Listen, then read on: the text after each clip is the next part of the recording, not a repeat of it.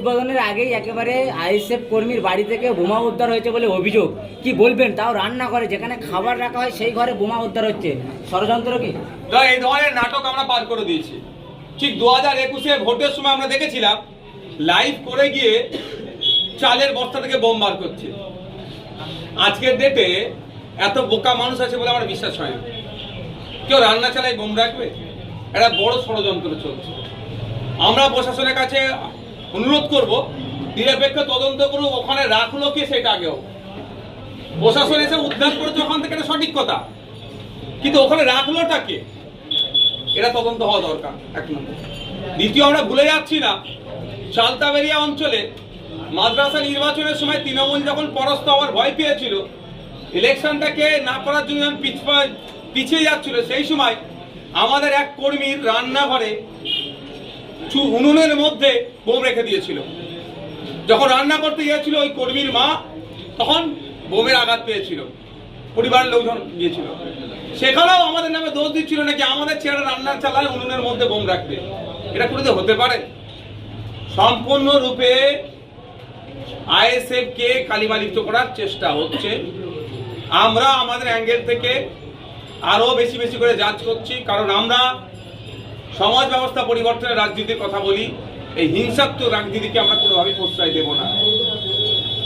কারা ওখানে এসেছে ওই সময়, তৃণমূলের কারা যাতায়াত করেছে, কেউ দেখতে পেয়েছে বা বাড়ির মহিলাদের চোখে পড়েছে নাকি, সেটাও আমরা তদন্ত করছি। যে অন্ধকারে এসে দেখে ওটা করেছে, তো ছেলেগুলো ইফতার করতে গিয়েছিল, ইফতার করার সময় ওখানে তাদের উপরে এই অন্যায় কাজ হয়েছে। এটা কোনোভাবেই মানবো না, এটা বন্ধ করতে হবে। কলকাতা পুলিশের যারা, মমতা ব্যানার্জি পুলিশ, কলকাতা পুলিশের ডিভিশন এখানে করেছেন। আজকে আবার একটা থানা উদ্বোধন হচ্ছে। আমি তো বলছি পাড়ায় পাড়ায় থানা করুক না, আমার কোনো যায় আসে না, কিন্তু পুলিশকে দিয়ে যদি ওই একটা অংশকে কাজে লাগিয়ে যদি এই ধরনের কাণ্ড কারখানা করে, মানুষ কিন্তু প্রতি উত্তর দেবে। ভাঙড়ে থানা বেড়েই উঠছে, কিন্তু যারা এই বোমাগুলি আনছে তাদেরকে পুলিশ গ্রেপ্তার করতে পারছে না কেন? যে বাড়ি শাসক দলের লোক সেই জন্য গ্রেপ্তার করতে পারছে না। প্রস্তুত থাকলেও, গ্রেপ্তার করার মানসিকতা থাকলেও গ্রেপ্তার করতে দিচ্ছে না প্রশাসনকে শাসক দল। তাহলে থানা বেড়েও কি ভাঙড়ের নাম কি সুনাম হচ্ছে, আরো তো বদনাম হচ্ছে? দেখুন, মমতা ব্যানার্জি বা তার দল যেখানে বিজেপির 77টা এমএলএ সেখানে কোনো কথা বলছে না, আইএসএফ এর একটা এমএলএর উপরই তার এত টার্গেট কেন, তা বুঝতে হবে। ভাঙড়ের এক বিধায়ক 293টার উপরে ভারী পড়ে যাচ্ছে, সেই জন্য এত চাপ। ভাঙড় যা পথ দেখিয়েছে, আগামী দিনে রাজ্যের মানুষ ভাঙড়কে ফলো করবে। স্বাগত মোল্লা আরেকটা অভিযোগ করেছে, আপনি নাকি অঞ্চলে অঞ্চলে লক্ষ লক্ষ টাকা দিয়েছে বোমা বন্দুক মজুত করার জন্য, কি বলবেন? আমি ওই লিঙ্কটা আমার কাছে পাঠালেন একজন, আমি বিস্তারিত দেখিনি। আমি আমার উকিলকে কিন্তু পাঠিয়ে দিয়েছি। আমি উকিলকে দেখতে বলেছি, যদি এই ধরনের অভিযোগ করে থাকে লিগাল আমি নোটিশ পাঠাবো, ওনাকে প্রমাণ করতে হবে, নাহলে ছাড়বো না। আমি বলতে ট্যাক্স লাগে না, বলতে তো আর ট্যাক্স লাগছে না, যা মুখে আসছে বলে দিচ্ছে, অত সহজ নাকি? মমতা ব্যানার্জি ওনাকে বলেছিল তুই বোম বাঁধিস, সেইটা এখন অন্যের ঘাড়ে চাপা দিলে হবে?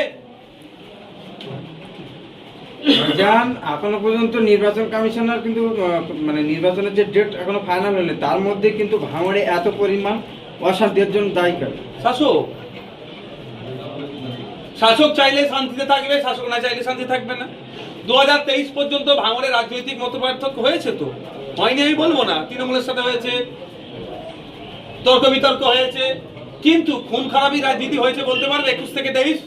হয়নি।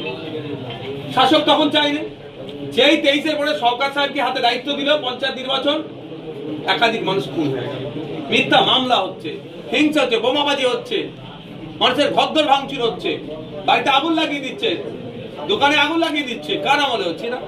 সব সরকার সাহেব দায়িত্ব পাওয়ার পরে শাসক এসে করছে। বাংলার মানুষদের বলবো, এই শাসকের আমলে রমজান মাসে মানুষ নিস্তার পাচ্ছে না এই সরকার সাহেবদের চক্রান্তে। তাহলে শুধুমাত্র ভাঙন নয়, রাজ্যের মানুষকে বলবো এই অন্যায়ের অবসান ঘটানোর জন্য শাসকের বিরুদ্ধে আপনাদের ভোট দিতে হবে। ভাঙড়ে থানা বেরোও কোনো লাভ হচ্ছে না, সাধারণ মানুষ একেবারে হয়রানির মুখে। কেন? ঘর বাড়ি করতে গেলে একেবারে টাকা দিতে হচ্ছে থানাতে, এমনই অভিযোগ উঠছে। এবং ওয়েট লাইনে ঘর বাড়ি হচ্ছে, পুলিশের চোখে পড়ছে না, কি বলবো? ওয়েট লাইনে আমরা অলরেডি আলোচনা চলছে, ওখানে বামনঘাটের মানুষের সাথে একটা মামলা হবে, আমরা কাগজপত্র রেডি করছি।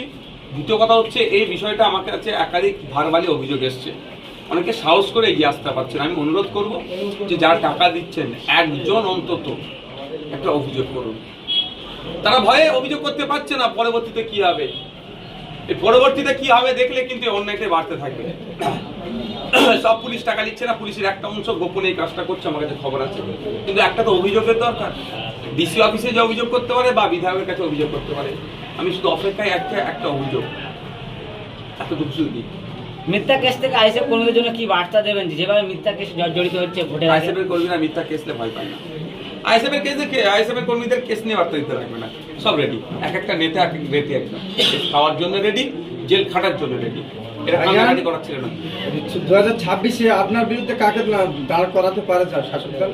মমতা ব্যানার্জি